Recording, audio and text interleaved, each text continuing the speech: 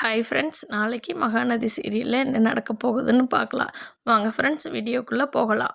வெண்ணிலா கிட்ட விஜய் வீட்டில் எல்லா உண்மையும் சொல்லிகிட்டு இருக்காங்க. அப்போ வெண்ணிலா புரிஞ்சுக்க மாட்டேங்கிறாங்க. தாத்தா பாட்டி அதை எல்லாம் சொல்லி முடிச்சாச்சுல்ல, நடந்தது நடந்துருச்சு, நீ நடந்தது எதையுமே மாற்ற முடியாதுடா, இனி நடக்க போகிறத பார்க்கலாம். நீ தான் உன் பொண்டாட்டி காவேரி கூப்பிட்டா கோயிலுக்குன்னு சொன்னியில, நீ போய் அவளை பாருன்னு சொல்லிடுறாங்க. வெண்ணிலா அப்பவும் விடாமல் சண்டை கட்டிக்கிட்டே இருக்காங்க. இங்கே காவேரி கோயிலில் விஜய்க்காக வெயிட் பண்ணிகிட்டு இருக்காங்க. வெயிட் பண்ணி காவேரி ப்ரெக்னெண்ட்டாக இருக்காங்க இல்லையா, அதனால் காவேரிக்கு மயக்கம் வந்துடுது. மயக்கம் வந்த காவேரியை அவங்க ஃப்ரெண்ட்ஸ் எல்லாம் கொண்டு போய் ஹாஸ்பிட்டலில் சேர்த்திடுறாங்க. இங்கே விஜய் வீட்டில் வெண்ணிலாவுக்கு கோபம் தூக்க மாத்திரை சாப்பிட்றாங்க. அதை பார்த்த விஜய் ஹாஸ்பிட்டலில் சேர்த்துறக்காக வெண்ணிலாவை ஹாஸ்பிட்டல் கூட்டிகிட்டு வர்றாங்க. காவேரியும் வெண்ணிலாவும் பார்த்தா ஒரே ஹாஸ்பிட்டலில் தான் அட்மிட் ஆகியிருக்காங்க.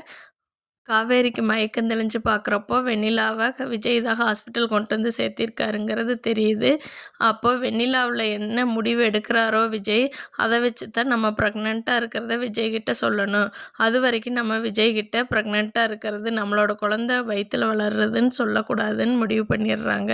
விஜய்க்கு காவேரி ப்ரெக்னெண்ட்டாக இருக்கிறது தெரியாமையே இருக்குது இது வரைக்கும். விஜய் வெண்ணிலாவை இதுக்கு மேலே ஹாஸ்டலில் சேர்த்திடலான்னு முடிவு பண்ணியிருக்காரு.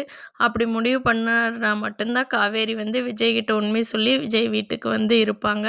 பார்க்கலாம் ஃப்ரெண்ட்ஸ், இனி வர நாட்கள் என்ன நடக்குதுன்னு. தேங்க்யூ.